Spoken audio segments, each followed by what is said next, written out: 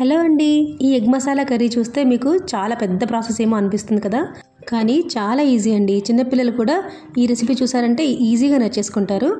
So ఇప్పుడు ప్రాసెస్లోకి వెళ్తే కాజు, పుదీనా, పచ్చిమిర్చి, వెల్లుల్లి, అల్లము, ఒక క్యాప్సికము, 3 టమాటోస్, 4 ఆనియన్స్, కొత్తిమీర ఇవన్నీ రెడీగా పెట్టేసుకొని ఒక ఆనియన్, టమాటో, క్యాప్సికమ్ వదిలేసి మిగతావన్నీ పేస్ట్ చేసేసుకోవాలి. ఇప్పుడు ఒక్కొక్కటి తీసి మనం మిక్సీ జార్లో పేస్ట్ చేసుకోవడానికి ముందుగా కాజు, పచ్చిమిర్చి, అల్లము, వెల్లుల్లి, టమాటో, ఆనియన్, కొత్తిమీర, పుదీనా ఇవన్నీ వేసేసి చాలా కొద్దిగా నీళ్ళు పోసుకొని మంచి పేస్ట్ చేసి పెట్టేసుకోవాలి.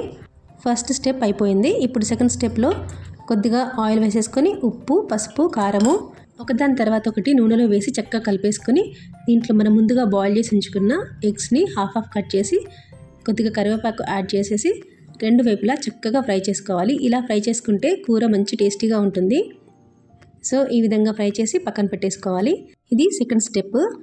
ఇప్పుడు లాస్ట్ స్టెప్ ఏంటంటే ఇదే నూనెలో కొద్దిగా సోంపు, జీలకర్ర, గరం మసాలా ఐటమ్స్ అన్నీ మీకు ఇంట్లో ఏవి ఉంటే అవన్నీ వేసేసుకొని చిటపట్లాడేలాగా మంచిగా ఫ్రై చేసుకోవాలి. ఇది ఈ కర్రీకి పోపు అన్నమాట. ఈ విధంగా పోపు పెట్టుకున్న తర్వాత దీంట్లో ముందు నేను చూపించిన ఇంగ్రీడియంట్స్లలో ఒక ఆనియన్, టమాటో, క్యాప్సికమ్ మిగిలి ఉంది కదా, వాటన్నిటిని పొడుగుగా చీలికల్లాగా కట్ చేసి పెట్టుకోవాలి.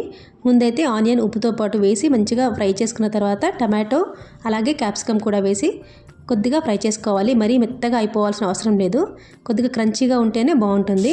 సో ఈ విధంగా కొద్దిగా కరివేపాకు కూడా వేసి మంచిగా ఫ్రై చేసుకొని ముందుగా మనం తయారు చేసి ఉంచుకున్న కాజు, ఆనియన్, టమాటో పేస్ట్ ఉంది కదా అది వేసేయాలి. అయితే ఈ పసుపు ఆయిల్లో వేయాలండి, మర్చిపోయాను, ఇప్పుడు వేసాను. తర్వాత దీనిలో సరిపడంత కారము, బేడగి మిర్చితో చేసిన కారపొడి వేసుకుంటే టేస్ట్ బాగుంటుంది.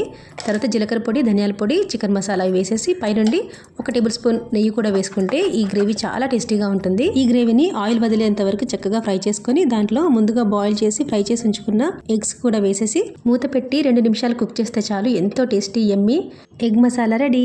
సో దీంట్లో మీరు ఎగ్స్ బదులు పనీర్, మష్రూమ్ కూడా యాడ్ చేసుకోవచ్చు. రోటీతో, నాన్తో, అన్నంతో, పులావ్తో కూడా చాలా టేస్టీగా ఉంటుంది.